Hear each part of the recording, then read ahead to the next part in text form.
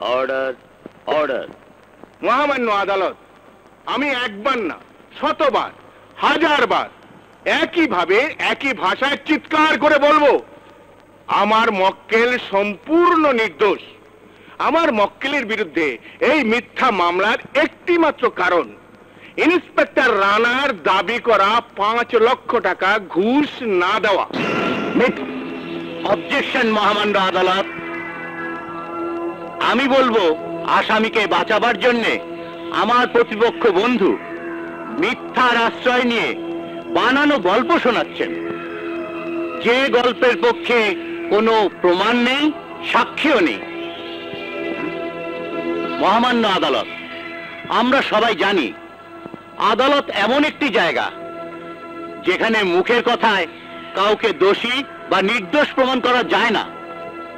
তাই নির্দোষ প্রমাণ করতে হলে চাই উপযুক্ত সাক্ষী ও প্রমাণ। হ্যাঁ, একদম সত্যি কথা।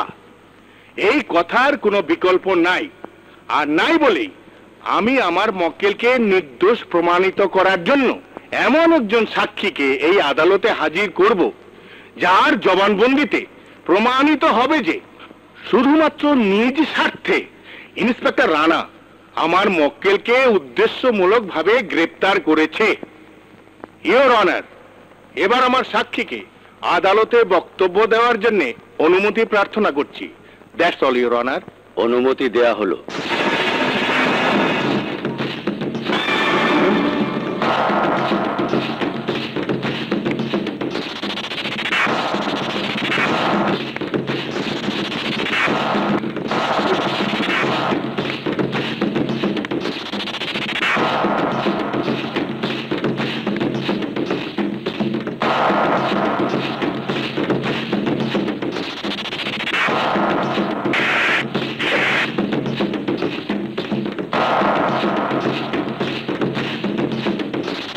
আচ্ছা, কাঠগড়ায় দাঁড়ানো মানুষটাকে আপনি চেনেন? কেন চিনব না? যে মানুষটা ঘটনার দিন রাত 1টা পর্যন্ত আমার সাথে ছিল, সেই হবু স্বামীকে না চেনার কোনো কারণ নেই। মিথ্যে কথা মহামান্য আদালত। আসামিকে আমি গ্রেপ্তার করেছি পতিতালয় থেকে। মহামান্য আদালত, ইন্সপেক্টর রানা ব্যক্তির স্বার্থে কেবল প্রতিহিংসার কারণে আমার হবু স্বামীকে গ্রেফতার করেছে। আর সেই প্রতিহিংসা ভালোবাসা হারানোর প্রতিহিংসা।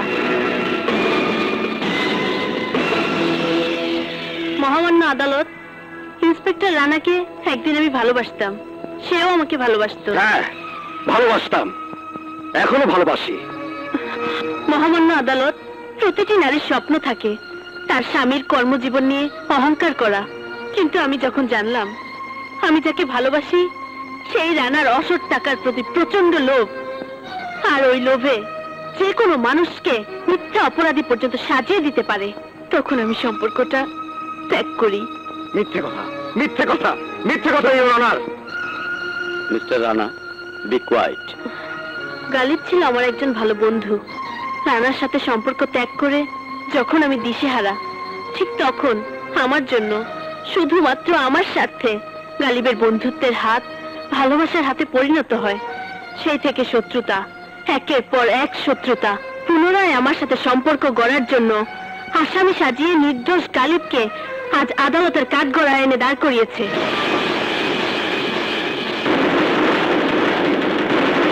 এই আদালত উভয় পক্ষের বক্তব্য শুনে এবং সাক্ষী প্রমাণের ভিত্তিতে এই সিদ্ধান্তে উপনীত হয়েছে যে আসামির বিরুদ্ধে আনীত অভিযোগ সম্পূর্ণভাবে মিথ্যে।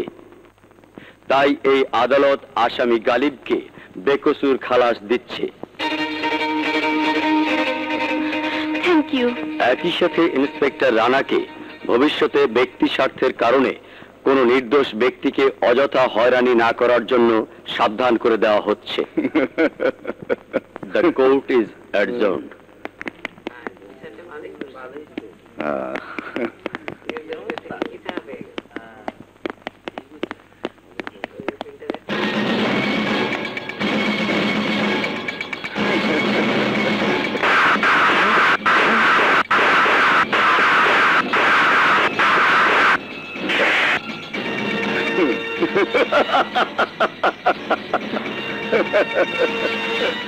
তোকে বাঁচাতে আসেনি, তোকে মারতে এসেছি।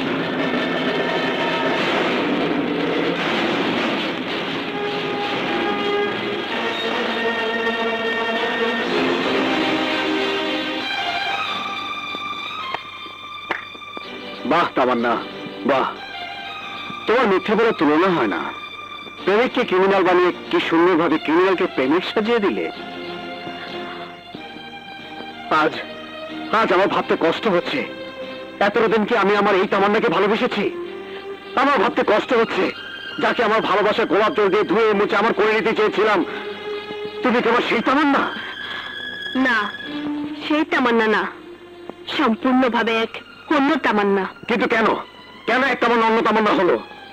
একটা নিষিদ্ধ রাত, ওই নিষিদ্ধ রাত আমার জীবনটাকে সামাজিকভাবে নিষিদ্ধ করে দিয়েছে, পবিত্র ভালোবাসা থেকে বিচ্ছিন্ন করে দিয়েছে, ভালোবাসার মানুষের কাছ থেকে অনেক দূরে সরিয়ে দিয়েছে। তুমি কি মনে করো আজ ভরা আদালতে তোমাকে অনেক বেশি ছোট করলাম নতুন করে স্বপ্ন দেখার লোভে? না, যাদের কারণে আমার জীবনে ওই নিষিদ্ধ রাতটা এসেছিল, ওই গালিব তাদেরই একজন। আমি জানি গালিব যত বড় অপরাধী হোক না কেন, আইনের মারপেচে গালিব ছাড়া পেয়ে যাবে, হয়তো 2-1 মাস জেলে থাকতো, কিন্তু ওর জন্য গোরস্থানে অন্ধকার জেলখানা তৈরি করা আছে। তার মানে? সব মানের উত্তর মুখে দেয়া যায় না, সময় হলে জানতে পারবে। ছোট ভাই আইবো, ভাই আমার ভাই আইতেছে, ভাই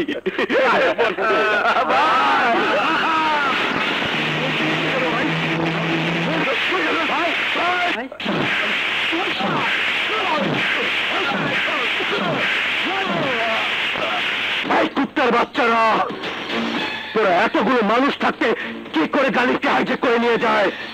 বাদল, জি দুলা ভাই, তোর দুলা ভাই গোষ্ঠী মারি, গাড়ি বের কর। আচ্ছা অফিসার, আইনের ভাষায় খুব তো বড় বড় লেকচার বাজি করেছিলে, তোর ঝাড়ে ঝুড়ে এবার শেষ করে দেব। আমার ভাই কোথায়? আমার ভাইকে ফেরত দে। আরে কোনো ভাবা ভাবি নাই, ভাইকে গ্রেফতার করেছিলি, তাকে হাইজেক করিয়েছিস।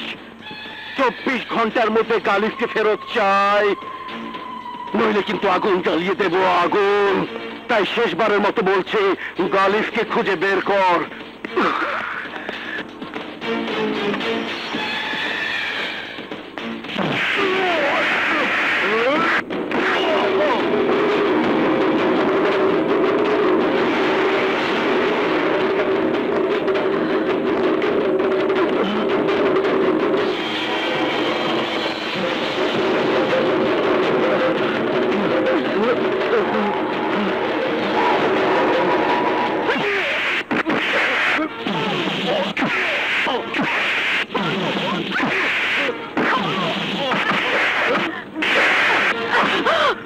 আমাকে চিনতে পেরেছিস? ওই যে সেই রাত, ভালো করে দেখ, মনে পড়েছে? মনে করে দেখার জন্য বলছি, মনে করে দেখ।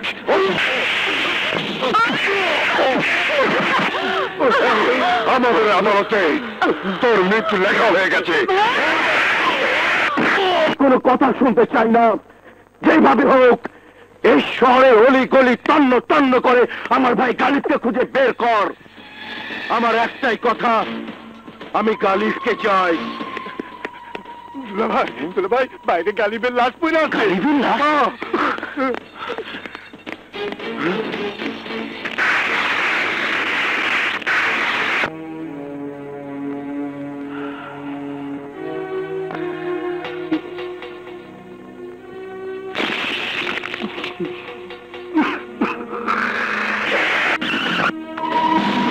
অফিসার, আমি বলেছিলাম আমার ভাই যদি মরে তাহলে আমি শহরে আগুন জ্বালিয়ে দেব। আমি নিজেই আমার ভাইয়ের লাশ দেখে এসেছি। শোন, ঢাকা শহরে যত দমকল বাহিনী আছে খবর দে, আজ থেকে সারা শহরে আগুন জ্বলবে, আগুন।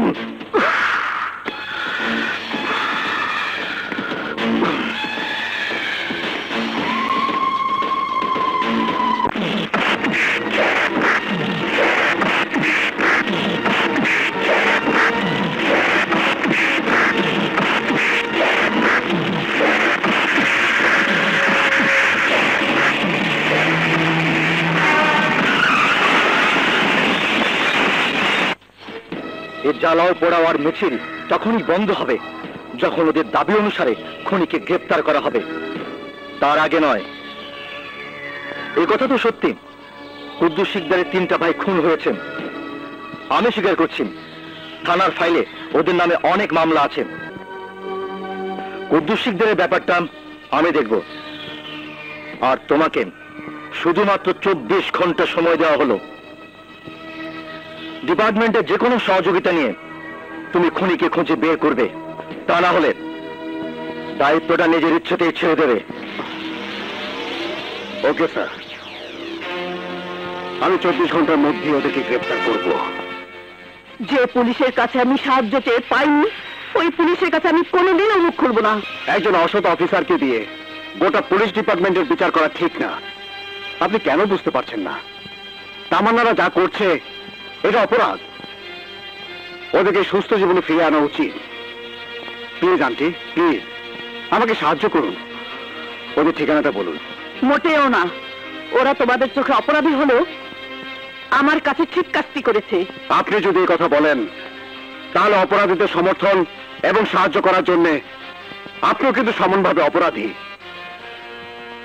আর তাই খুনি সন্ত্রাসীদের সাহায্য করার অপরাধে আপনাকেও আমি অ্যারেস্ট করতে পারি। তাই করো, তবু আমি মুখ খুলব না। হ্যাঁ হ্যাঁ, আটকে ফেলেছে। অঙ্কিত দিল্লিকে তীর ধনুক দিয়ে আক্রমণ করব।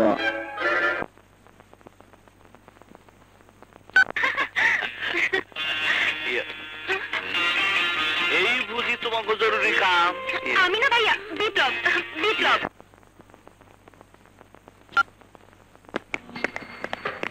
মিস্টার রানা, আমাদের প্রশ্ন, মাকে অ্যারেস্ট করে কি মেয়েকে অ্যারেস্ট করা সম্ভব বলে আপনি মনে করেন? উত্তরটা আমি দিচ্ছি। মা, ওদের অভিযান কেউ রুখতে পারবে না। আমার জেল ফাঁসি যাই হোক, আমি ওদের ঠিকানা কিছুতেই বলবো না। পুলিশের কাছে অনেক বড় বড় ক্রিমিনালরা মুখ খুলে দেয় এবং আপনিও খুলবেন। আপনারা অপেক্ষায় থাকুন, আসামিরা গ্রেপ্তার হবেই। শোনো, তোমরা ওনাকে ফেলে নিয়ে যাও। যে করেই হোক ওরা মুখ থেকে ঠিকানা বের করো।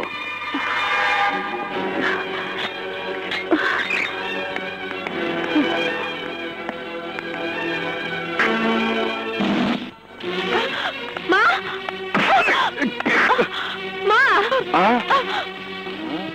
মা, আমার মাকে মারবেন না। ছেড়ে দিন আমার মাকে, ছেড়ে দিন। আমার মাকে ছেড়ে দিন, আমি কথা দিচ্ছি। আপনারা যা জানতে চাইবেন আমি সব বলবো। প্লিজ আমার মাকে ছেড়ে দিন। তামান্না, আপাতত তোমাকে গ্রেপ্তার করা হলো। মনোহরা। কে স্যার?